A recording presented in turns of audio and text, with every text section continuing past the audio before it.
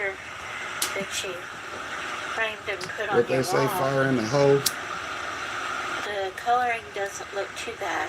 AKA it's Closer 420 up, somewhere. looks to me like I need to do more blending, but yeah, considering it's the first adult coloring I've done,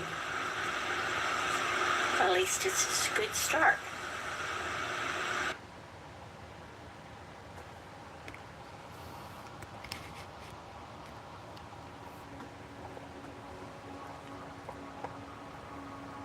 This is over in Liverpool. Liverpool's underworld. Shouts out to our European tour today, right? Power and ruthless enterprise.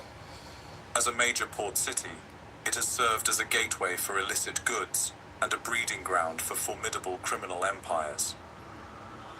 In the mid-19th century, the High Rip Gang and the Cornermen emerged as You know, we all do networking around here. It's all criminal content landscape. creators in the chat usually. Fast We get a forward few to the people late that 20th watch, but you and know, figures I like want Tommy them to Tucker Comerford figure out who began to they reshape the underworld. watching with.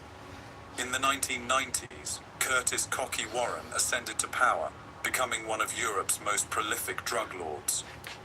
Warren's empire was vast, with operations extending across continents.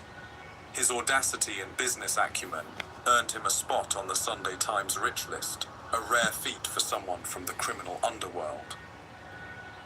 The Houghton firm, also known as the Cantrell Farm Cartel, also emerged in the 1990s and have since become one of the most powerful and secretive crime organizations in the UK. Founded by two brothers from the Houghton area, the gang has allegedly been involved in large-scale drug trafficking, blackmail, and violent crime. Their operations have significant international connections, and they have been known to use extreme violence, including firearms and grenades, to enforce control. In the early 2000s, street gangs like the Croxteth Crew and the Strand Gang, also known as the Nogger Dogs, became infamous. Their rivalries led to violent confrontations and high-profile shootings. In today's modern landscape, Liverpool's underworld continues to evolve. With new faces and shifting alliances, the city's criminal enterprises Nah, it ain't all bad. deeply Hell, embedded, we with just a pay legacy attention of to the bad people, larger-than-life though. personalities and new players on the rise.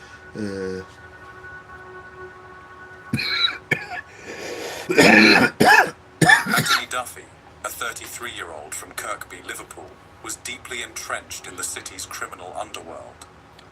Known for his connections within the drug trade, he became familiar to certain residents in his local area. Born and raised in Liverpool, Duffy was exposed to the harsh realities of the city's streets from a young age. The area's history of organized crime, with figures like the aforementioned Tommy Comerford and Curtis Warren, served as a backdrop to his childhood.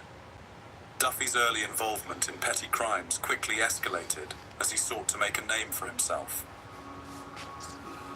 By his late 20s, Duffy had established himself as a significant player in Liverpool's underworld drug scene. His operations were marked by boldness and a willingness to take risks that others would shy away from. Associates described him as ambitious, always looking for the next big score.